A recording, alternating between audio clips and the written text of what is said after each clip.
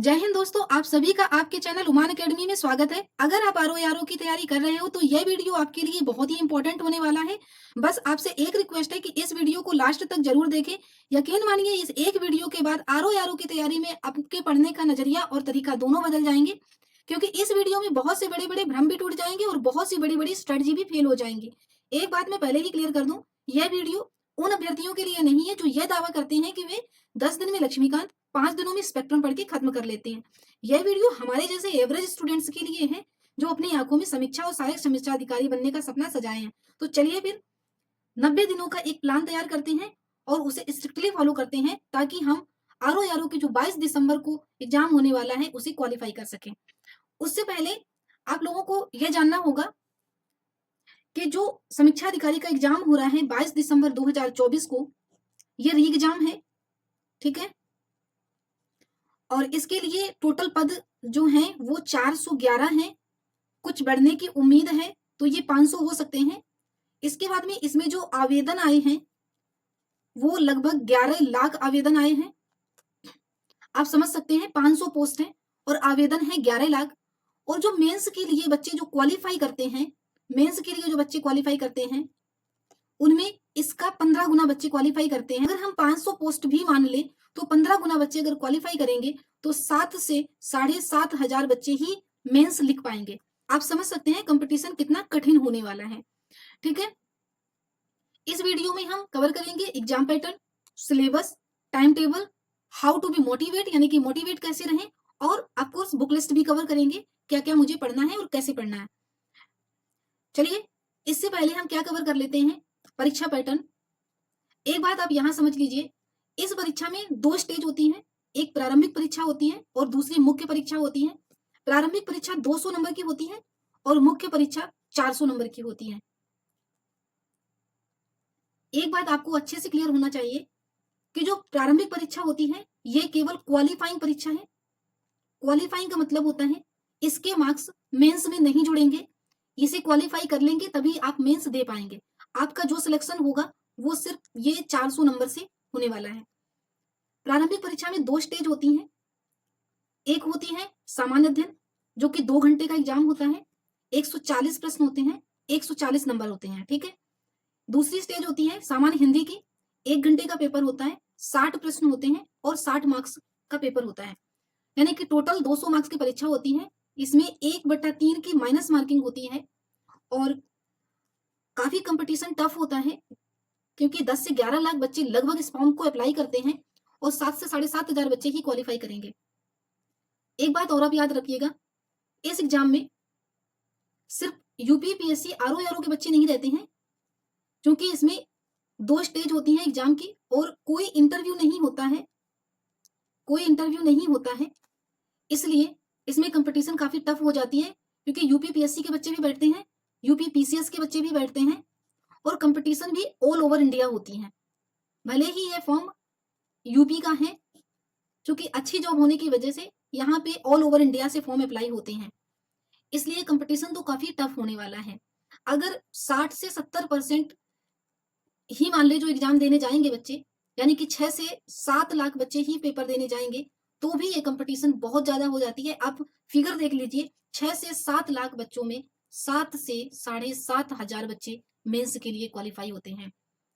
इसलिए मेहनत तो करनी पड़ेगी और कड़ी मेहनत करनी पड़ेगी। अब जिन बच्चों ने पढ़ाई नहीं की है पूरे साल और 3 महीने 4 महीने बचे हैं, अगर वो अभी भी एग्जाम निकालना चाहते हैं तो उन्हें एक स्मार्ट तरीके से पढ़ाई करनी होगी, ठीक है। तो चलिए, सबसे पहले हम देख लेते हैं पाठ्यक्रम। पैटर्न तो मैंने देख लिया कि 2 स्टेज होंगी, प्रारंभिक परीक्षा और मुख्य परीक्षा की। अभी हम इस वीडियो में केवल प्रारंभिक परीक्षा पर फोकस करेंगे, क्योंकि 3 महीने में प्रारंभिक परीक्षा निकालना ही बहुत बड़ी बात होती है। जब आपकी प्रारंभिक परीक्षा निकल जाएगी उसके बाद हम मुख्य परीक्षा पर चर्चा करेंगे। अभी मुख्य परीक्षा पर टाइम वेस्ट मत कीजिए, क्योंकि अगर आपका प्रारंभिक परीक्षा पास नहीं हुआ तो मुख्य परीक्षा का कोई मतलब नहीं बनेगा। इसलिए 3 महीने कोई बहुत ज्यादा टाइम नहीं है, पूरा फोकस आप प्रारंभिक परीक्षा पर दीजिए। और यहाँ पर भी आपको यानी 14 से 15 घंटे तो आपको पढ़ाई करनी ही पड़ेगी, ठीक है। अब देख लेते हैं प्रारंभिक परीक्षा में पाठ्यक्रम क्या रहेगा। तो देखिए, सबसे पहला पेपर होगा सामान्य अध्ययन का। 140 प्रश्न होते हैं, 140 मार्क्स का होता है, समय मिलता है आपको 2 घंटे। मतलब समझ रहे हैं, 120 मिनट में आपको 140 क्वेश्चन अटेम्प्ट करने होते हैं। इस 40 क्वेश्चन में आपको 10 से 15 क्वेश्चन रीजनिंग के भी मिलते हैं, यानी कि 125 क्वेश्चन जीएस से और 10 से 15 क्वेश्चन आपको रीजनिंग के सॉल्व करने होते हैं 120 मिनट में। ठीक है, तो देख लीजिए ये ऑफिशियल सिलेबस है। सामान्य विज्ञान, भारत का इतिहास, भारतीय राष्ट्रीय आंदोलन, भारतीय राज्य व्यवस्था, भारतीय अर्थव्यवस्था और संस्कृति, भारतीय कृषि वाणिज्य और व्यापार, जनसंख्या पर्यावरण और नगरीकरण, ये भारतीय परिप्रेक्ष्य में देखना है, भारत का भूगोल तथा विश्व का भूगोल और प्राकृतिक संसाधन, राष्ट्रीय और अंतरराष्ट्रीय घटनाक्रम यानी कि करंट अफेयर्स, ये आपका रीजनिंग का पार्ट है यानी कि सामान्य बौद्धिक क्षमता, और उत्तर प्रदेश स्पेशल यानी कि यूपी स्पेशल। ठीक है, ये आपका सिलेबस है। यहाँ से आपके 125 क्वेश्चन और प्लस 15 क्वेश्चन रीजनिंग के, मतलब 140 क्वेश्चन आपके बनेंगे। ये ऑफिशियल सिलेबस है, ऐसा ही दिया हुआ है। इसके बाद में आप देख लेते हैं सामान्य हिंदी का, जो सेकंड पेपर होगा। उसमें 6 टॉपिक दिए रहते हैं: विलोम शब्द, वाक्य एवं वर्तनी शुद्धि, अनेक शब्दों के लिए एक शब्द, तद्भव तत्सम, विशेषण और विशेष, पर्यायवाची शब्द। ये 6 टॉपिक दिए हैं। प्रत्येक टॉपिक से आपके 10-10 क्वेश्चन दिए होंगे और 10-10 क्वेश्चन प्रत्येक टॉपिक से दिए होंगे। 6 टॉपिक हैं आपके, इसलिए 60 क्वेश्चन रहेंगे आपके। ठीक है, 60 प्रश्न रहेंगे और 60 मार्क्स के रहेंगे। अब इन दोनों स्टेज में आपको प्रारंभिक परीक्षा की जो 2 स्टेज मैंने बताई, एक जीएस की और एक सामान्य हिंदी की, इनमें आपके टोटल 200 क्वेश्चन रहेंगे। ठीक है, और 1/3 की माइनस मार्किंग रहती है, नेगेटिव मार्किंग रहती है 1/3 की। ठीक है, और इसमें हमें कम से कम 140 क्वेश्चन सही करने हैं, यानी कि 140 प्लस, यानी कि 140 प्लस हम कैसे स्कोर करें, हमें यह सुनिश्चित करना है।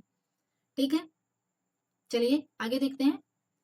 अगर मुख्य परीक्षा का सिलेबस देखना चाहें तो हम बस देख लेते हैं थोड़ा सा। मुख्य परीक्षा की बात करें तो थोड़ा इसका सिलेबस हम बस देख लेते हैं क्या क्या रहेगा।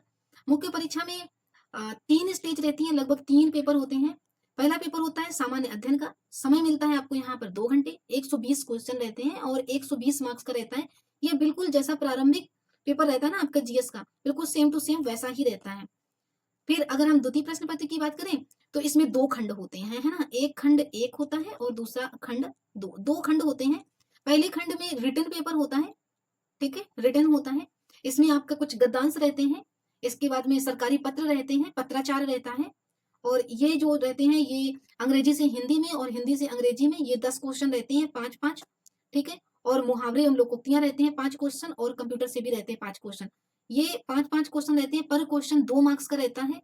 इस प्रकार से ये 40 मार्क्स के क्वेश्चन रहते हैं और ये पूरा पेपर होता है 100 नंबर का। खंड 2 की बात करें तो इसमें ये वस्तुनिष्ठ रहता है, यानी कि एमसीक्यू बेस रहता है। यहाँ पर आपके 60 मार्क्स रहते हैं, लेकिन क्वेश्चन रहते हैं 30 क्वेश्चन रहते हैं, पर क्वेश्चन 2 मार्क्स का रहता है, और उस प्रकार से ये हो जाता है 60 मार्क्स का क्वेश्चन, है ना। यहाँ पर हर शब्द से 6 क्वेश्चन रहते हैं हर टॉपिक से।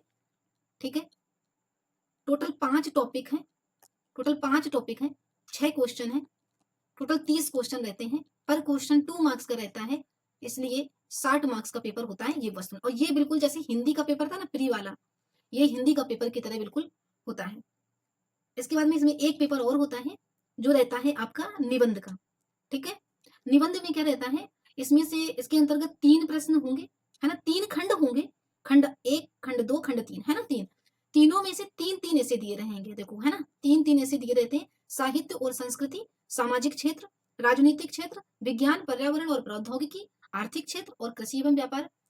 गा में दिए रहेंगे राष्ट्रीय एवं अंतरराष्ट्रीय घटनाक्रम, प्राकृतिक आपदाएं, भूस्खलन, चक्रवात, भूकंप वगैरह से, यहाँ से, और राष्ट्रीय विकास परियोजनाओं से। इनमें से सब में 3-3 ऐसे दिए हैं 3 खंड में, और सभी से आपको एक एक करना है, यानी कि आपको टोटल 3 ऐसे करने होते हैं। ठीक है, 3 निबंध करने होते हैं। 3 निबंध में कितने शब्द सीमा होती है, 600 की, और एक क्वेश्चन होता है आपका 40 मार्क्स का। तो टोटल मार्क्स आपके कितने बने, 120। ठीक है, 3 ऐसे लिखने होते हैं और 3 घंटे का समय मिलता है, यानी कि 1 घंटे में आपको एक निबंध लिखना होता है, और पर्याप्त टाइम होता है, बस प्रैक्टिस चाहिए होती है। ठीक है, तो ये रहा सिलेबस, लेकिन अभी हम फोकस करेंगे सिर्फ प्री पे। ठीक है, अभी हम फोकस करेंगे सिर्फ प्री पे। प्री का ये सिलेबस है, सामान्य विज्ञान ये वाला प्री का सिलेबस है जीएस का, और ये हैं 6 टॉपिक जो हिंदी के, इनको हमें करना है, ठीक है? क्योंकि 3 महीने बहुत कम समय है प्री को कवर करने के लिए। हालाँकि कम नहीं है तो बहुत ज़्यादा भी नहीं है कि आप प्री के साथ मेंस की तैयारी कर सकें। बस मैं इतना ज़रूर कहूँगी, अगर आप प्री की तैयारी बहुत अच्छे से मेहनत से करते हैं, तो आपकी 50% प्रिपरेशन मेंस की भी हो जाएगी प्री के साथ में। ये आपको पता भी नहीं लगेगा। देखो थोड़ा-सा हम ये देख लेते हैं कि कट ऑफ क्या रहती है पेपर की, पिछले वर्षों में कट ऑफ क्या रही है। तो देखो, अगर हम बात करें 2013 की, तो 148 रही थी कट ऑफ। 2014 की यानी 2014 की बात करें तो 142 रही थी कट ऑफ। बहुत ज़्यादा कट ऑफ है, लेकिन देखिए यहाँ पर नेगेटिव मार्किंग नहीं थी। इसके बाद में 2016 में जब नेगेटिव मार्किंग इंट्रोड्यूस की गई, तो उसके बाद देखिए कट ऑफ नीचे जा रही है। 129 गई थी 16 में, और 17 में गई थी 122, और 21 में गई थी 115। हालांकि ये अभी ऑफिशियल कट ऑफ नहीं, और 2023 में अभी हमारा टारगेट रहेगा पूरा 140 प्लस का, ठीक है? कट ऑफ कितनी जाती है वो बाद की बात है, लेकिन हम टारगेट करेंगे 140 प्लस का, जिससे 1% भी चांसेस ना रहे कि हम अपने एग्जाम को फेल कर जाएं, ठीक है? तो सबसे पहले देख लेते हैं हम बुक्स, ठीक है? हालांकि मुझे नहीं लगता कि अब इतनी स्टैंडर्ड बुक अब 3 महीने में कवर की जा सकती हैं। काफ़ी टफ है कवर करना, लेकिन बुक्स तो मैं फिर भी मैं आपको बता दूँगी। अगर कि आप लोगों को लगता है कि आप ये बुक फ़ॉलो कर सकते हैं, ये बुक्स आप पढ़ने की कैपेसिटी रखते हैं, तो ओके, वेरी गुड, आप इन्हें पढ़िए, आप इन्हें फ़ॉलो कीजिए। मैं बुक्स बता दे रही हूँ, लेकिन अगर आपको लगता है कि आप ये बुक फ़ॉलो नहीं कर सकते हैं, जो कि एक साधारण-सी बात है कि नहीं फ़ॉलो की जा सकती हैं, तो आप बस इस वीडियो में लास्ट तक रुके रहें। मैं बहुत ही सिंपल और एक बेस्ट स्ट्रैटेजी बताऊँगी, जिससे आपका सिलेबस भी कवर हो जाएगा और बर्डन भी नहीं रहेगा, और आपका प्री क्वालीफाई हो जाएगा। याद रखना, प्री जो है एग्जाम वो क्वालीफाइंग है। मुझे उसमें अपने आप को साबित नहीं करना है किसी को कि मैं 200 में 200 मार्क्स ले आया, या मैं 200 में 180 मार्क्स ले आया। मुझे कोई फ़र्क नहीं पड़ता। मैं सिर्फ़ 140 अटेम्प्ट कर लूँ, 140 मार्क्स आ जाएँ, वही हम लोगों के लिए अच्छा रहेगा। तो सबसे पहले देखिए, मॉडर्न हिस्ट्री के लिए बुक्स स्पेक्ट्रम सभी लोग फ़ॉलो करते हैं, वानी हो गया, या पूनम दहिया की बुक्स आती हैं, आप उसे फ़ॉलो कर सकते हैं।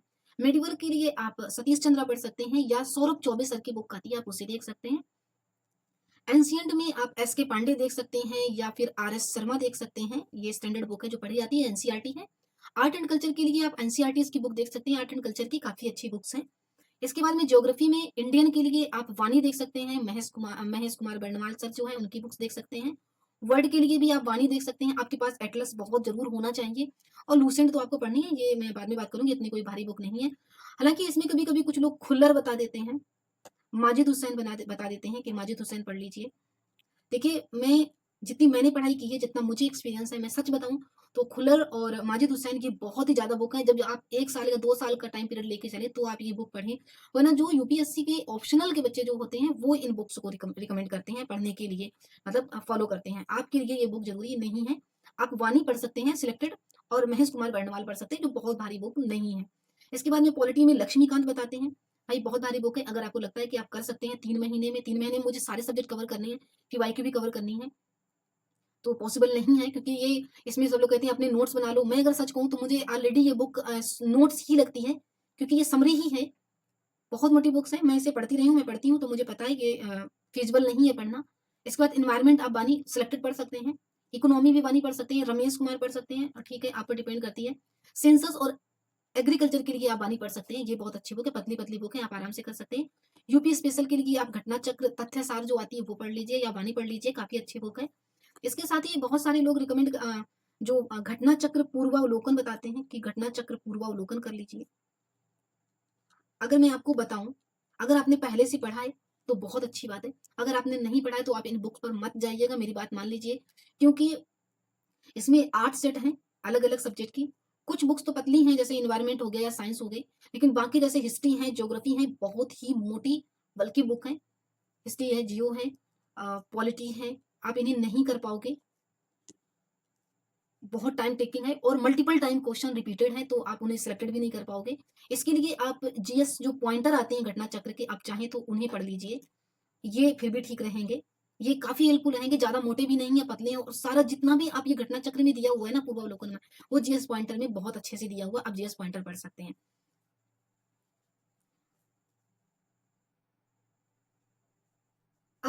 आपको लगता है कि आप इतनी सारी बुक्स, अब अगर आपको लगता है कि आप इतनी सारी बुक्स कवर कर सकते हैं, तो ठीक है, आप जाइए, आप पढ़िए इनको।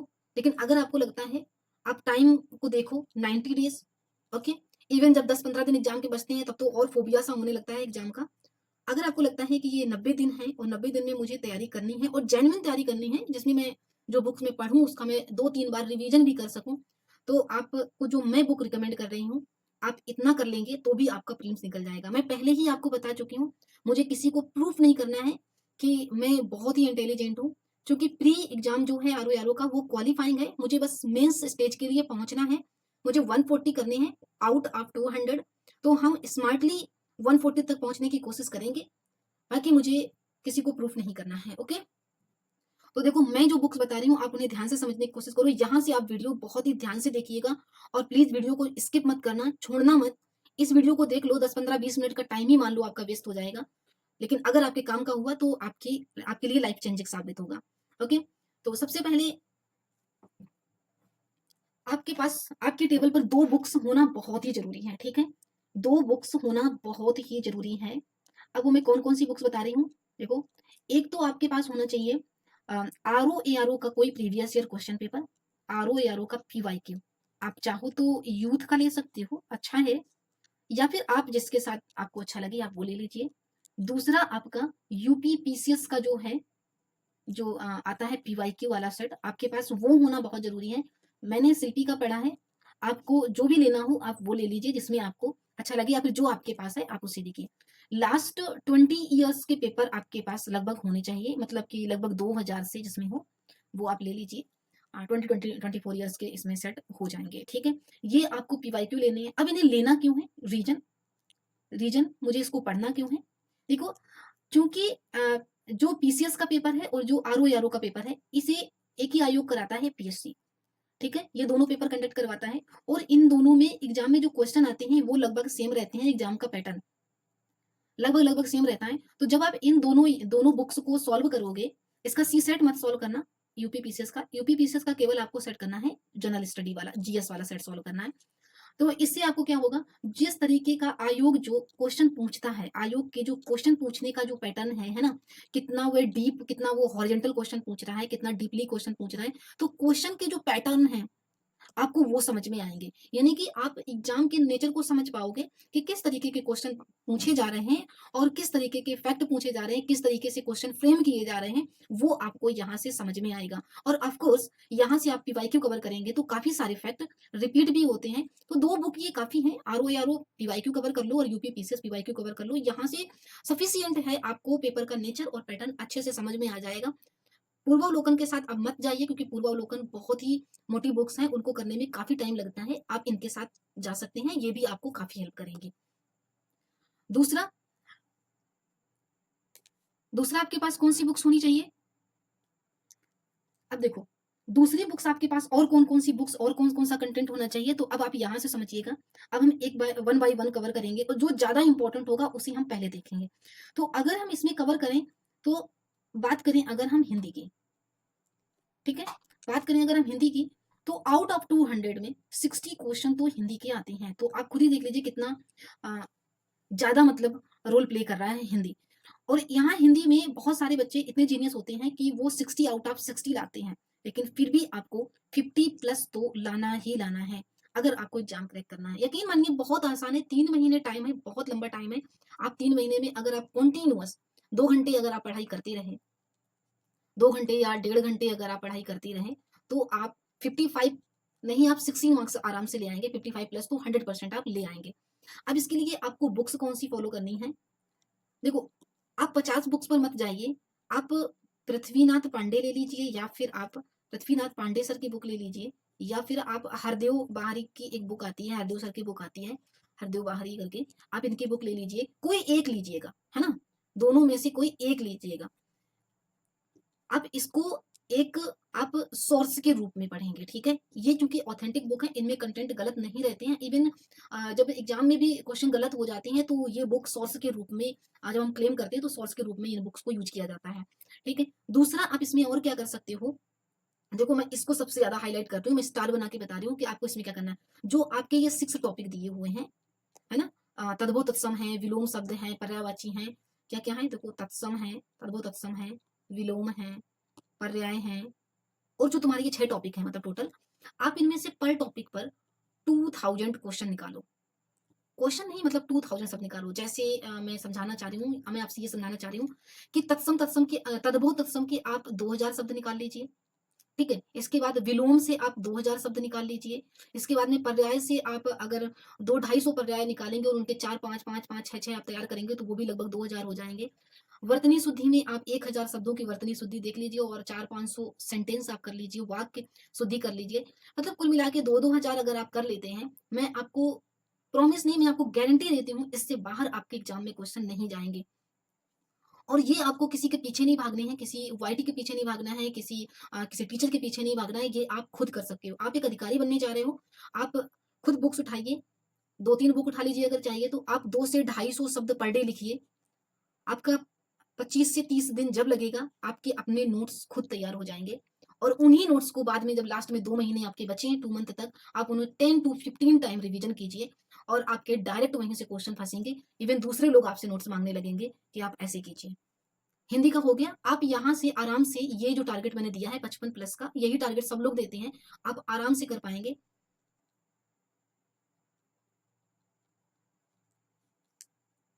नेक्स्ट आप रीजनिंग देख लीजिए, ठीक है। यहां से आपको 10 से 15 क्वेश्चन मिलते हैं और आप यहाँ पर 10 प्लस क्वेश्चन आराम से अटेम्प्ट कर लेंगे। अब इसको करना कैसे है, देखो आप कोई एक सेट उठाइए या मॉडल सेट उठाइए, है ना, पीवाईक्यू उठा लीजिए या मॉडल सेट उठा लीजिए, 25 क्वेश्चन का हो या 30 क्वेश्चन का सेट हो, आप उसे 30 मिनट्स में सॉल्व कीजिए। 30 मिनट्स में सॉल्व कीजिए। अब करना क्या है, इसमें आपका जो टॉपिक फंसे यानी कि जो क्वेश्चन गलत हो, जिस टॉपिक से आपके क्वेश्चन गलत हो, आप उस टॉपिक को कवर कर लीजिए। चाहे आप किसी यूट्यूब चैनल से कवर कर लीजिए या फिर आप किसी टीचर से पूछ लीजिए, अगर ऑफलाइन कोचिंग पढ़ ले वहां पढ़ लीजिए, जैसे भी आपको करना है, या किसी बुक से आप पढ़ लीजिए। इस तरीके से आप 30 मिनट्स अगर आप डेली करते हैं और मतलब 30 डेज तक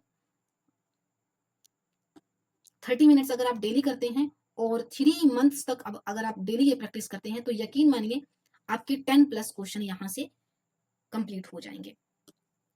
अब नेक्स्ट टॉपिक पे बात करते हैं हम, जो सबसे इंपॉर्टेंट टॉपिक है वो है करंट अफेयर।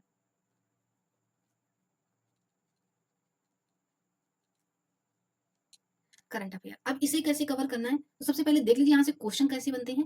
30 से 35 क्वेश्चन यहाँ पर आते हैं, जिसमें से देखो नेशनल और इंटरनेशनल से 20 से 25 क्वेश्चन आते हैं। इसके बाद में यूपी जीके के लगभग जो यूपी के करंट अफेयर आते हैं वो 3 से 4 क्वेश्चन आ जाते हैं। और जो इकोनॉमी के होते हैं वहां से भी लगभग मतलब 3 से 4 क्वेश्चन या 4 से 5 क्वेश्चन आ जाते हैं, क्योंकि इकोनॉमी में जो भी ज्यादातर क्वेश्चन आते हैं वो करंट अफेयर से आते हैं। तो 30 से 35 क्वेश्चन लगभग लगभग यहाँ पर आते हैं। अब इसे कवर कैसे करना है ना, तो सबसे पहले आप 50 जगह पे मत भटको, इसके लिए भी मैं रिकमेंड करूंगी आप कोई मैगजीन उठाओ, ठीक है।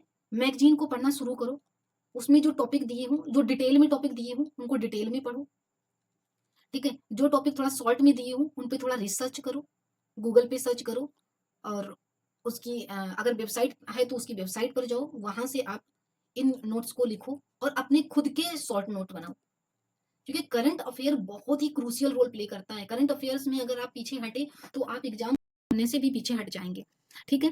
दूसरी चीज आप क्या कर सकते हो, जैसे अवार्ड्स हैं, है ना, या फिर स्पोर्ट्स के जो करंट अफेयर्स बनते हैं, या फिर मिसलेनियस वाले जो करंट अफेयर्स बनते हैं, आप इनके पर टॉपिक वाइज, आपको टॉपिक तो पता ही होते हैं, आप उन टॉपिक्स को, एक टॉपिक को उठाओ और उसे आप आराम से उस टॉपिक से जितने भी पॉइंट्स बन रहे हो उन्हें अपनी लैंग्वेज में उनके नोट्स बनाओ, ठीक है। डेली अगर आप 2 घंटे भी करंट अफेयर कर रहे हैं, डेली अगर आप 2 घंटे करंट अफेयर कर रहे हैं, तो यकीन मानिए 2 से ढाई महीने में आपके आराम से इतने अच्छे नोट्स बन जाएंगे कि आप यहाँ से 25 प्लस क्वेश्चन जरूर कर पाएंगे।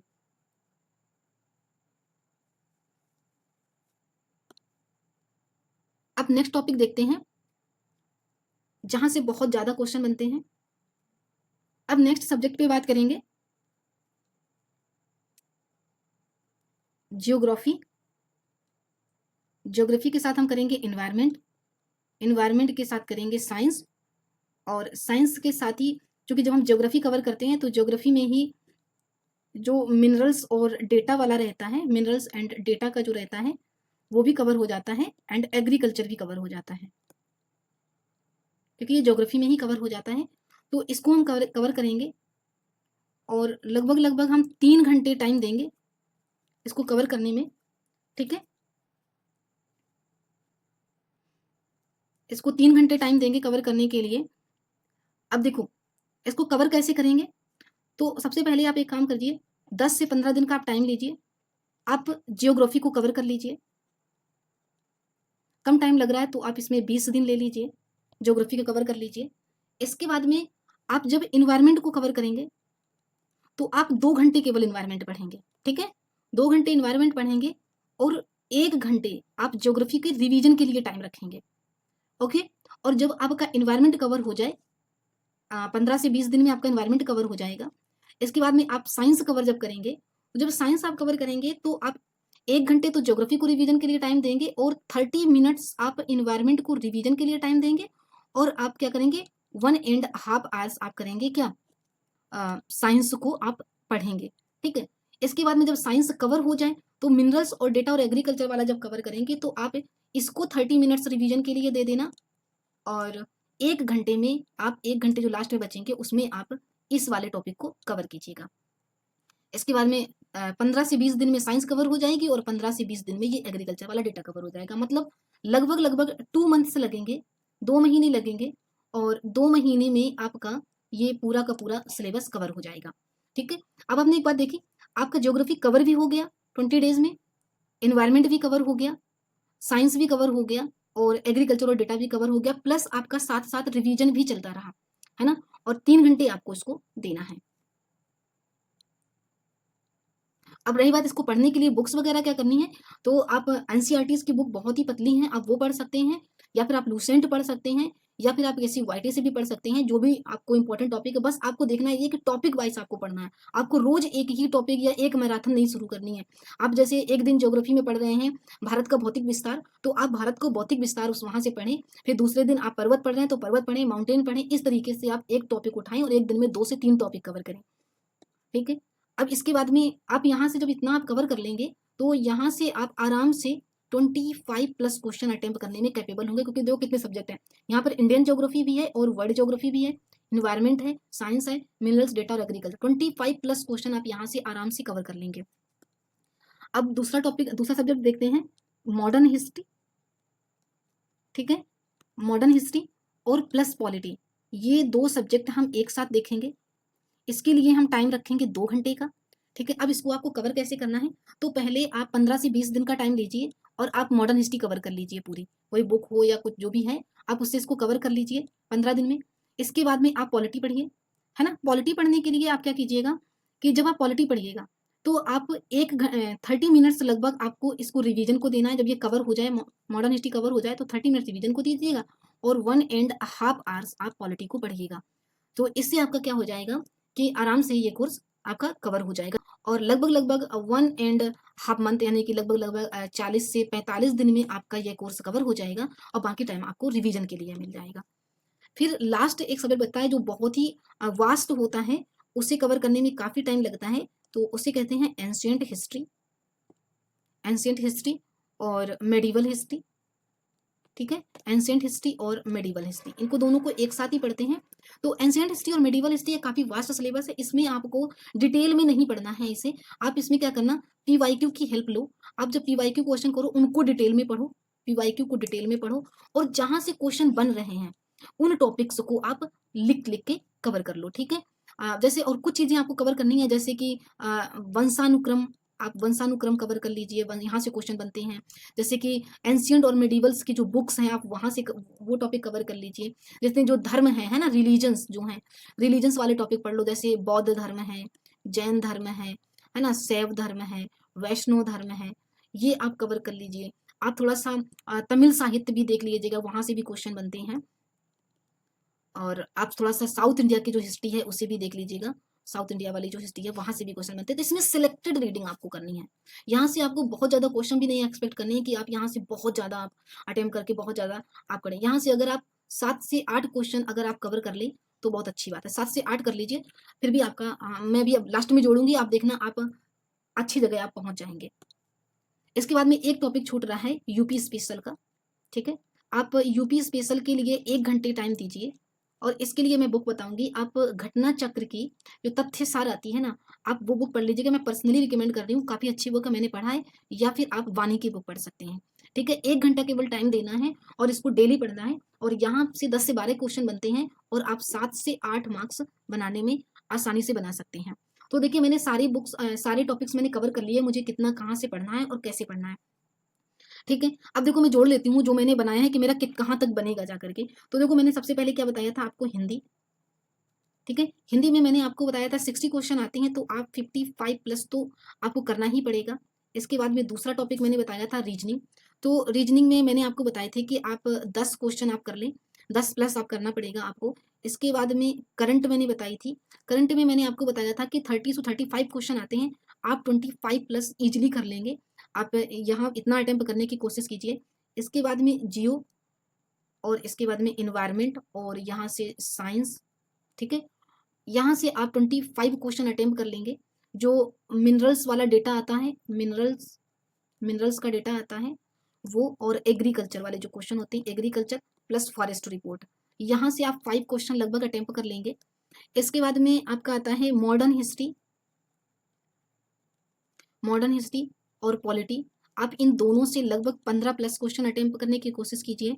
और इसके बाद में आता है एंशियंट प्लस जो मेडिवल हिस्ट्री है, यहाँ से आप 7 से 8 क्वेश्चन अटेम्प्ट कर लीजिए। फिर जो मिसलेनियस वाले क्वेश्चन आते हैं 30 से 35 क्वेश्चन लगभग 15 से 20 क्वेश्चन तो आते हैं मिसलेनियस की, यहाँ से आप 10 क्वेश्चन अटेम्प्ट करने की कोशिश कीजिए। इस तरीके से आप ऐड कर लीजिएगा आपके कितने मार्क्स बन रहे हैं। लगभग लगभग अगर आप इसको टोटल जोड़ो तो ये टोटल जो आपका अटेम्प्ट बनना है जा करके 155 प्लस बनना है, ठीक है? अगर आप 155 प्लस क्वेश्चन अटेम्प्ट करते हैं और मान लीजिए आउट ऑफ 200 में, कितने में? आउट ऑफ 200 में अगर यहाँ पर आपके 10-15 क्वेश्चन, मतलब आपने 155 प्लस 155 से 160 क्वेश्चन आप अटेम्प्ट कर लेंगे इस स्ट्रेटजी से।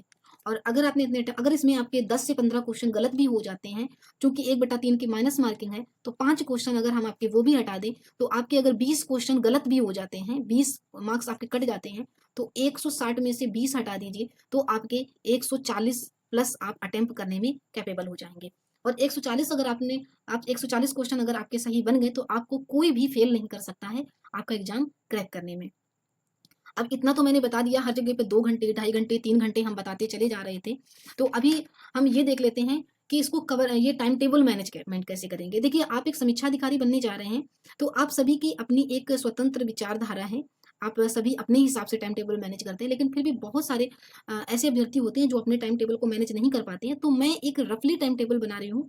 अगर आपको अच्छा लगे, तो आप इसे फॉलो कर लीजिएगा। और अगर आप अपना टाइम टेबल बनाना चाहते हैं, अपने हिसाब से बनाना चाहते हैं, तो आप अपने हिसाब से बना सकते हैं। ये सिर्फ उनके लिए है जो जल्दी से टाइम मैनेज नहीं कर पाते हैं। तो देखिए, जब हम टाइम टेबल बनाते हैं तो सबसे पहले अपनी लाइफ का जो इंपॉर्टेंट पॉइंट होता है हम उसे हटा देते हैं। जैसे कि स्लीपिंग, उसे तो हम किसी कीमत पर छोड़ ही नहीं सकते। तो आपको 6 घंटे की नींद तो लेनी लेनी है। इसके बाद में आप अगर 2 घंटे का अपना टाइम टेबल और भी हटा दें डेली रूटीन का, तो आपके 8 घंटे हट जाते हैं। 2 घंटे आप अगर घर में कोई काम भी करना पड़ता है तो आप वो भी हटा दीजिए। इस तरीके से आपके 10 घंटे जो होते हैं टाइम, वो माइनस हो जाता है। तो आपके बचते हैं, रिमेन्स जो टाइम बचता है वो बचता है आपका 14 आवर्स, ठीक है? अब 14 आवर्स तो आपको स्टडी करनी ही पड़ेगी। अब इस 40 आवर्स की स्टडी में हम करेंगे क्या, ठीक है? 40 आवर्स की स्टडी में हमें करना क्या है? बीच में भी मुझे गैप लेना पड़ेगा, क्योंकि हमारा ब्रेन इतना कंटिन्यूअस नहीं पढ़ सकता है। बीच में भी गैप लेने हैं, तो मुझे स्लॉट बाय पढ़ाई करनी चाहिए। मुझे छोटे-छोटे स्लॉट बनाने चाहिए, 2 घंटे, 2.5 घंटे, 3 घंटे के, और मुझे उस हिसाब से पढ़ाई करनी चाहिए। और आप चाहें तो जो मैं ये स्लॉट आपको बताने जा रही हूँ, आप इसे नोट करके अपने टेबल के सामने लगा लीजिए और आप बस उसके सर्वेंट बन जाइए। आप ये समझिए कि ये आपका ऑनर है। वो जैसे जिस तरीके से आप नोट डाउन करें, आपको उसी तरीके से पढ़ाई करनी है। ओके? तो देखिए, इसमें आपको बीच-बीच में गैप भी लेना पड़ेगा, तो हम स्लॉट्स में पढ़ाई करेंगे, ठीक है? किस तरीके से करेंगे? चलिए अब हम एक टाइम टेबल बना लेते हैं रफली, ठीक है? आप चाहें तो मेरे साथ बनाते चलें। देखो, सबसे पहले आपको 4 बजे आपको जगना ही पड़ेगा, 4 एएम पर आपको जागना है, ठीक है? 4:30 बजे आप पढ़ने बैठ जाइए, जो भी आप 30 मिनट्स नींद से जो भी जगना है आप वो कीजिए। और 4:30 बजे से लेकर के आप 6 बजे तक आपको पढ़ना है हिंदी।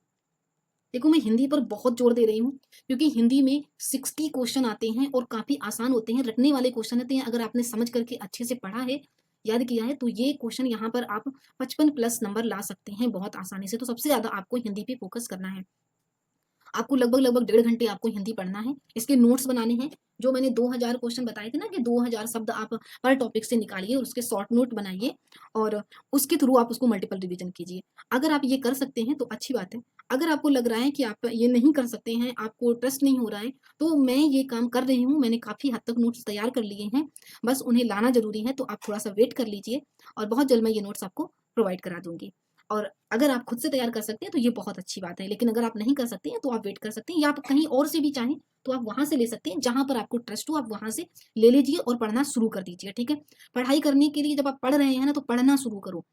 पढ़ाई करने के लिए पढ़ना ज़रूरी होता है, सुनना, देखना और लोगों की बातें सुनना ज़रूरी नहीं होता है, क्योंकि जब कोई टीचर पढ़ाता है तो वो अपने दिमाग से पढ़ाता है।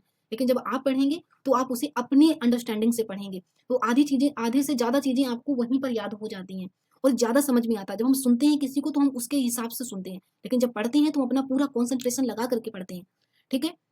आपको ये करना है। इसके बाद 6 से लेकर के आपको 7 बजे तक, आप 4-5 मिनट का इस बीच में गैप ले सकते हैं, 7 बजे तक आपको पढ़ना है रीजनिंग। ठीक है? और रीजनिंग में आपके 10 से 15 क्वेश्चन आपके आते हैं, तो आप यहाँ पर 10 प्लस क्वेश्चन तो आप आराम से कर लेंगे। इसके लिए करना क्या है, आपको सेट सॉल्व करना है, मैंने पीछे भी बताया है और जो टॉपिक आपका फँसे, जो क्वेश्चन आपका फँसे, आप उस टॉपिक को कवर कीजिए। 3 महीने बहुत लंबा समय होता है, 3 महीने अगर आप कंटीन्यूअस सेट लगाएँगे, 1 महीने में आप 30 सेट लगाएँगे, 90 सेट आप लगा लेंगे, यकीन मानिए कि आपके 10 क्वेश्चन आप सॉल्व करने लायक नहीं हो जाएँगे। आप खुद से पूछिए, आप आसानी से कर लेंगे। अब ज़रा आप सोचिए, आप जब सुबह उठे और 7 बजे तक आपने 75 मार्क्स की पढ़ाई कर ली, है ना? पूरी 75 मार्क्स की पढ़ाई आपने कर ली और यहाँ से आप 65 प्लस अटेम्प्ट करने की अवस्था में आप आ गए। आप बताइए आपका माइंड शांत रहेगा या नहीं रहेगा? आप 65 क्वेश्चन अटेम्प्ट कर लिए, 65 क्वेश्चन की अब आपको पूरे दिन में तैयारी करनी है, क्योंकि 130 क्वेश्चन अगर आपके सही हो गए तो आप प्री क्वालीफाई कर जाएँगे। आप खुद ही बताइए, अभी आपने केवल 3 घंटे पढ़ाई की है, वो भी ढाई घंटे पढ़ाई की और 65 मार्क्स की आपकी तैयारी हो गई। क्या आपको नहीं लगता है कि ये मैं बहुत ही जेन्युइन स्ट्रैटेजी बता रही हूँ? इसके बाद में आप 7 बजे तक पढ़ चुके हैं, 1 घंटे का आप गैप ले लीजिए और 8 बजे से लेकर के आप 10 बजे तक बैठ जाइए पढ़ने के लिए सुबह, और इस बीच आपको पढ़ना है करंट अफेयर। मैंने बताया था करंट अफेयर का बहुत ही क्रूशियल रोल है। करंट अफेयर्स बहुत ही इंपॉर्टेंट है, नेशनल प्लस इंटरनेशनल, यूपी की करंट अफेयर और इकोनॉमिक करंट अफेयर यहाँ से बनती है। आपको ये टॉपिक कवर करने हैं, 2 घंटे आपको पढ़ना है और पढ़ना कैसे है मैंने ये पीछे बता दिया है। बाकी आपको थोड़ा-सा मैं बता दूँ, कोई मैगज़ीन ले लीजिए और उस मैगज़ीन को फ़ॉलो करके उसमें अपने भी नोट्स इंक्लूड कीजिए, ठीक है? हाँ, अगर आप कोई यूट्यूब चैनल फ़ॉलो भी करना चाह रहे हैं, तो आप एक काम कीजिए, आप उन्हीं का यूट्यूब चैनल फ़ॉलो कीजिए जो काफ़ी डिस्क्रिप्टिव पढ़ाते हैं। क्योंकि आपने पिछला वाला पेपर देखा होगा, काफ़ी अच्छे करंट अफेयर्स पूछे गए थे। आप डिस्क्रिप्टिव पढ़िए और उसको भी रिवीजन पर्पज़ से पढ़िए। आप अपनी मैगज़ीन और नोट्स आप ज़रूर बनाइए और डिस्क्रिप्टिव पढ़िए और वहाँ से तुमको लग रहा है कि ये वाला टॉपिक मेरा छूट रहा है, तो आप उस टॉपिक को अपने नोट्स में इंक्लूड करते जाइए, आप अपने नोट्स खुद बनाइए, ठीक है? और आप यकीन मानिए यहाँ से आप 25 से 30 क्वेश्चन अटेम्प्ट करने में काफ़ी आपको सहूलियत होगी, बड़ी आसानी से आप यहाँ से 25 प्लस आप 100% कर सकते हैं।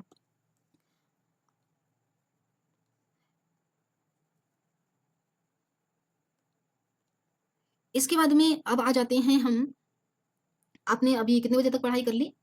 10 बजे तक, ठीक है? अब हम 10 बजे के बाद अब हम साढ़े 10 बजे से बैठेंगे, आधा घंटे का रेस्ट लेंगे, साढ़े 10 बजे से बैठेंगे साढ़े 11 बजे तक, ओके? साढ़े 10 बजे से साढ़े 11 बजे तक बैठेंगे और यहाँ पर हम कवर करेंगे क्या? यूपी जीके, क्योंकि यूपी जीके काफ़ी इंपॉर्टेंट टॉपिक है, यहाँ से 10 से 12 क्वेश्चन तो आते ही आते हैं और आप यहाँ पर 7 से 8 क्वेश्चन अटेम्प्ट करने में कैपेबल रहेंगे। आपको सिर्फ 1 घंटा पढ़ना है और 1 घंटे में आप 7 से 8 क्वेश्चन ज़रूर अटेम्प्ट कर पाएँगे। मैंने इसके लिए सोर्स बताया है, मैंने इसके लिए सोर्स क्या बताया है, आप वाणी ले लीजिए या घटना चक्र का तथ्य सार ले लीजिए।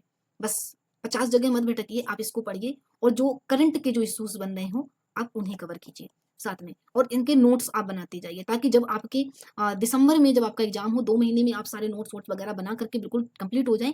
दिसंबर में जब आपका एग्ज़ाम आए, तो आप 1 महीने में सिर्फ़ और सिर्फ़ उस 20-22 दिन में आप इन नोट्स को डेली इसी टाइम टेबल पर सिर्फ़ आप उनको रिवीजन करें।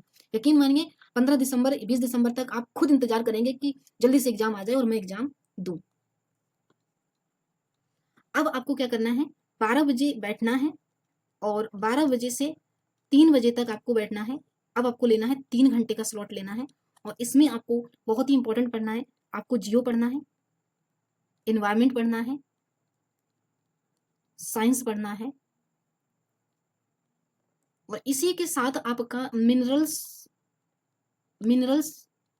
डेटा और एग्रीकल्चर ये भी कवर हो जाता है, क्योंकि ये ज्योग्राफी के साथ ही कवर हो जाता है। ठीक है, आपको ये भी कवर करना है। और फॉरेस्ट रिपोर्ट, यहाँ से क्वेश्चन बनते हैं एक दो। फॉरेस्ट रिपोर्ट ये टॉपिक आपका इन्हीं के साथ कवर हो जाए, इसीलिए मैंने इसके लिए 3 घंटे का स्लॉट लिया है। इसको कैसे कवर करना है मैंने पीछे देखा है। पहले हम ज्योग्राफी को कवर करेंगे, फिर जब इन्वायरमेंट को कवर करेंगे तो 1 घंटे ज्योग्राफी के लिए रिवीजन के लिए देंगे और 2 घंटे इन्वायरमेंट करेंगे। जब हमारा इन्वायरमेंट भी कवर हो जाएगा तो 1 घंटे ज्योग्राफी को देंगे, क्योंकि इसमें 2 पार्ट होते हैं, इंडियन होता है और वर्ल्ड होता है। फिर इन्वायरमेंट को 30 मिनट का टाइम देंगे और 1.5 घंटे साइंस पढ़ेंगे। और जब मेरा साइंस भी कवर हो जाएगा तो हम 30 मिनट साइंस को रिवीजन के लिए देंगे और 1 घंटे में ये वाला टॉपिक करेंगे। तो ये 3 महीने का टाइम है और ये 3 महीने में ये टॉपिक कवर हो जाएगा। और यहाँ से भी आप लगभग 25 क्वेश्चन कवर कर पाएंगे, इवन 30 क्वेश्चन भी आपके यहाँ से कवर हो जाएंगे। इसके बाद में हम देखते हैं जो हमारा नेक्स्ट स्लॉट हमारा क्या रहेगा, मॉडर्न हिस्ट्री का और पॉलिटी का रहेगा। मॉडर्न हिस्ट्री प्लस पॉलिटी, ये स्लॉट हमारा कब रहेगा, 3 बजे तक हो गया है। तो अब हम यहाँ पर करेंगे 4 बजे से लेकर के 6 बजे तक। ठीक है, 4 से 6 बजे तक कवर करेंगे मॉडर्न हिस्ट्री और पॉलिटी। कैसे करना है मैंने पीछे बता दिया है, ये 2 घंटे का स्लॉट रहेगा। इसके बाद में अब हमारा बचता है ancient plus medieval history, ancient plus medieval history, और ये हम करेंगे 6:30 बजे से लेकर के 8:30 बजे तक, 2 घंटे। ठीक है, कैसे करना है क्या करना है मैं पीछे कवर कर चुकी हूँ, आप वहां से देख लीजिएगा। और इसके बाद में अब हमारा सारा टॉपिक कवर हो जाता है। 8:30 बजे के बाद में आप अपना खाना वाना खाइए और 9 बजे से 10 बजे तक अब आता है हमारी एनालिसिस की बारी। ठीक है, एनालिसिस की बारी आ रही है। अब यहाँ पर जो मैंने 2 बुक रिकमेंड की थी ना सबसे पहले, कौन कौन सी, ROARO और पीसीएस के जो ये PYQ वाली जो बुक रिकमेंड की थी मैंने, PYQ वाली, अब हम इनको 1 घंटे करेंगे। हम मानते हैं कि इस समय तक आप बहुत बुरी तरीके से थक चुके होंगे, तभी तो मैंने यहाँ पर PYQ रखा है। आप 10 क्वेश्चन कर सकते हैं, 10 कीजिए, 20 कर सकते हैं आप 20 कीजिए, 50 कर सकते हैं आप 50 कीजिए। 3 महीने तक जब आप कंटिन्यूअस करेंगे तो ये भी सेट्स आपके सॉल्व हो जाएंगे और यहाँ से आपको एनालिसिस में हेल्प मिलेगी। बीच में जब आपका कोई सिलेबस पूरा हो जाए जल्दी से, तो आप वहां पर भी इन बुक्स को सॉल्व कर सकते हैं। इस तरीके से अगर आप करेंगे तो नो डाउट्स आपका कोर्स भी कवर हो जाएगा, आपको बर्डन भी नहीं लगेगा, आपको थकान भी नहीं लगेगी, आपको रिवीजन के लिए भी नहीं छूटेगा। वरना हम जब पढ़ाई करते हैं तो कभी हमारा सिलेबस तो पूरा हो जाता है पर रिवीजन नहीं हो पाता है, या फिर पता लगा कुछ सब्जेक्ट कवर हो जाते हैं और कुछ सब्जेक्ट हमारे पूरी तरीके से छूट जाते हैं और हम उन्हें कवर नहीं कर पाते हैं। लेकिन यकीन मानिए अगर आप इस स्ट्रेटजी से पढ़ाई करेंगे तो आपका कोई सब्जेक्ट छूटेगा भी नहीं, किसी सब्जेक्ट का रिवीजन भी नहीं छूटेगा, PYQ भी हो जाएगा। इस तरीके से जो हमारे ये 3 मंथ बचे हैं ना, ये 3 मंथ में हम 2 मंथ 2 पार्ट में बांट लेते हैं। 2 मंथ तक हम ऐसे पढ़ाई करेंगे, 2 मंथ में सिलेबस हमारा पूरा कवर हो जाएगा। लास्ट का जो 1 मंथ बचेगा, 1 मंथ नहीं बचेगा, 1 मंथ 20 डेज या 25 डेज जो बचेंगे, यहाँ पर हम आ जाएंगे सीधे प्रैक्टिस पर। यहाँ पर हम PYQ किया करेंगे सब्जेक्ट वाइज। और जब ये 1 मंथ बचेगा तो यहाँ पर हम एक जिस तरीके से एग्जाम होता है ना कि एक GS का पेपर हम सुबह सॉल्व करेंगे और दिन में उसका एनालिसिस करेंगे, और फिर एक पेपर हम हिंदी का करेंगे शाम को 1 घंटे का और उसका एनालिसिस करेंगे। और कभी कभी हम दोनों पेपर एक साथ सॉल्व करेंगे, क्योंकि अभी कोई कंफर्म नहीं है ना कि पेपर हो सकता है एक साथ दे दिया जाए। तो मेरे पास इतनी सीटिंग कैपेसिटी होनी चाहिए कि अगर 3 घंटे का पेपर एक साथ करवा दिया जाए तो हम 3 घंटे तक अपने माइंड को शांत रख के पेपर को अटेम्प्ट कर सकें। और पेपर को ऐसे नहीं अटेम्प्ट करना है, याद रखना कि आपने 50 क्वेश्चन अटेम्प्ट किए और 50 क्वेश्चन अटेम्प्ट करने के बाद में आप पानी पीने चले गए, फिर से आपने 50 क्वेश्चन अटेम्प्ट किए और आप थोड़ी देर सो गए, या फिर कोई आ गया बातें करने लगे या कोई मूवी देखने लगे। यकीन मानिए ऐसे करने से कोई फायदा भी नहीं होता है। आपको पूरी तरीके से जिस तरीके से आप एग्जाम में देते हैं ना, क्योंकि थोड़ी देर तक आधा 1 घंटे तक तो हमारा माइंड बहुत शांत रहता है ना, उसके बाद में जब जैसे जैसे बर्डन बढ़ता है, जैसे जैसे टाइम कम बचता है, तो हमारे माइंड पर जोर पड़ता चला जाता है और हमारे माइंड और हमारे हाथ दोनों एक साथ काम नहीं करने लगते हैं। तो आपको घर में ही वो प्रैक्टिस बनानी है ताकि आप अपने एग्जाम में उतनी ही शिद्दत से, उतनी ही ईमानदारी से एग्जाम दे सकें। तो जब आप अपने कमरे में बैठे, टेबल पे बैठे, तो आप एक स्टॉप वॉच आपके पास होनी चाहिए, आप उसे लगाएं, अपने फ़ोन को स्विच ऑफ कर दें और कमरे को बंद कर लें ताकि कोई डिस्टर्ब ना करे, और टाइम को फॉलो करके आपको एग्जाम देना है और बाद में एनालिसिस करना है ईमानदारी से। और ये भी नहीं है कि आपने फ़ोन से गूगल कर लिया और पेपर देते जा रहे हैं, गूगल करते जा रहे हैं, पेपर देते जा रहे हैं, ये बहुत ही बैड हैबिट होती है। आपको पेपर बिल्कुल वैसे ही देना, अगर कोई टेस्ट सीरीज फॉलो कर रहे हैं जैसे आप एग्जाम में पेपर देते हैं, और वैसे ही आपके ऊपर प्रेशर होना चाहिए, उतनी ही स्पीड से आपको पेपर अटेम्प्ट करना है। यकीन मानिए ये स्ट्रेटजी आपके एग्जाम में बहुत काम आने वाली है। अगर आपको बुक्स में दिक्कत हुई है या नोट्स में दिक्कत हुई है तो देखिए मैं बता दूं कि जियोग्राफी तो मैं अभी आपको ले रही हूँ पढ़ा रही हूँ। आप अगर चाहें तो आइकन पे लिंक दिया है, आप वहाँ से देख लें, या फिर सिंपली आप प्लेलिस्ट पे जाइए, ठीक है? आपको वहाँ पर ज्योग्राफी के वीडियो मिल जाएँगे, आप वो देख लीजिए। अभी हम हिंदी के आपके जो नोट्स मैंने 2000 प्लस पर टॉपिक पर बोला है, हम वो देंगे, आप वहाँ से वो कवर कर लीजिएगा। और धीरे-धीरे हम यूपी स्पेशल के भी वीडियो देंगे, जितना हमसे होगा उतना हम देंगे, आप वहाँ जाते जाइए और कवर करते चले जाइए, ठीक है? और जो आप स्वयं से कर सकते हैं, वो आप वहाँ से कीजिए, ठीक है? और लेकिन हाँ, बस इतना याद रखिए कि ये फ्यूचर आपका है, पढ़ाई आपको करनी है, किसी की बातें मत ध्यान दीजिए, 10 जगह पर भटकिए मत, इधर-उधर कंटेंट मत ढूँढिए, क्योंकि बार-बार आप अपना 1 दिन बर्बाद करती हैं, तो 1 दिन में आप बताइए जो मैंने टाइम टेबल बनाया है, वो 12 से 13 घंटे का तो है ही। अगर आप इस तरीके से टाइम टेबल के अकॉर्डिंग पढ़ेंगे तो आप 12 से 13 घंटे पढ़ेंगे। यकीन मानिए, अगर आप केवल किताबें खोल के देखेंगे ना, तो भी 100 से 150 क्वेश्चन तो आप तैयार कर ही लेंगे। लेकिन अगर आप 4 चैनल पे भटक रहे हैं, थोड़ी देर इसको देख रहे हैं, थोड़ी देर उसको देख रहे हैं, तो यकीन मानिए आपकी पढ़ाई भी नहीं होगी, और 1 दिन बर्बाद होने का मतलब होता है 12 से 13 घंटे आपके बर्बाद हो जाना। इसलिए आप टाइम टेबल बनाइए और टाइम टेबल के अकॉर्डिंग पढ़ाई कीजिए। आपका एग्ज़ाम ज़रूर क्वालीफाई होगा। अगर आपको बुक्स में या कंटेंट कवर करने में अगर आपको कोई दिक्कत हो रही है, तो आप कमेंट बॉक्स में आप ज़रूर बताइएगा। मैं बुक्स मतलब कौन-कौन सी पढ़नी चाहिए और किस टॉपिक में कहाँ से कितना पढ़ना है, यानी कि सिलेक्टेड कंटेंट कितना पढ़ना है, उस पर मैं एक वीडियो बना दूँगी। तो मैं ये बता दूँगी कि कौन से टॉपिक से, किस बुक से कौन-सा चैप्टर पढ़ें, उसमें कितना पढ़ें, किस पेज नंबर से कितना पढ़ें। अगर आपको प्रॉब्लम हो तो आप बताइएगा, मैं यहाँ से आपको एक वीडियो बना कर के मैं उसमें बता दूँगी। अब आपको सिर्फ़ इतना करना है कि अगर आपको लगता है कि मैंने इस पे बहुत मेहनत की है, मैंने बहुत एनालिसिस करके मैंने अगर ये वीडियो बनाया, आपको मेरी मेहनत लग रही है, तो प्लीज़ इस वीडियो को इतना शेयर कीजिए कि हर उस बच्चे तक पहुँच जाए जो इसके लिए ज़रूरतमंद है। बस मैं इतना ही चाहती हूँ कि आप वीडियो को शेयर कर दो, लाइक कर दो, और अगर आपको लगता है मेरी मेहनत है तो आप इसको सब्सक्राइब कर लो, ताकि आपको ऐसे ही वीडियो समय पर मिलते रहें। यहाँ तक जिसने भी वीडियो देखा है, थैंक यू वेरी मच। आपको समझ में आ गया होगा मैंने क्या बताया या फिर मैं क्या बताना चाहती हूँ। आप इसमें थोड़ा बहुत अपने हिसाब से अपडेट करके आप पढ़ाई जारी कर सकते हैं। All the best. मेरी यही दुआ रहेगी कि आपका एग्ज़ाम ज़रूर निकल जाए। Thank you for watching.